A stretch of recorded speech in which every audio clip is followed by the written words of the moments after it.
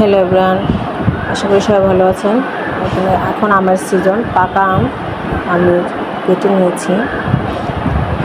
আর এখানে আমি কাঁচামরিচ গ্রিন কালার এবং রেড কালারটা নিয়েছি, ধনেপাতা কুচি, অল্প একটু লবণ, একটু লেবুর রস। মানে অনেকে পাকা আমটা মিষ্টি খেতে চায়, ভালো লাগে, অনেকে আবার একটু ঝাল ঝাল করে নিলে ভালো লাগে। দুইটাই ভালো লাগে, তবে এটা আমার কাছে বেশি ভালো লাগে। আর খেতে এত মজা হয়েছে, আপনারা এইভাবে ট্রাই না করলে বুঝতে পারবেন না যে এটা কতটুকু সুস্বাদু হয়েছে। অল্প সময়েই আপনি এটা তৈরি করতে পারবেন এবং গেস্ট আসলেও এটা আপনি সার্ভ করতে পারেন। দেখতেও সুন্দর লাগে, খেতেও ভালো লাগে। আমাদের ঘরে তো এটা খেয়ে ফিদা হয়ে গেছে।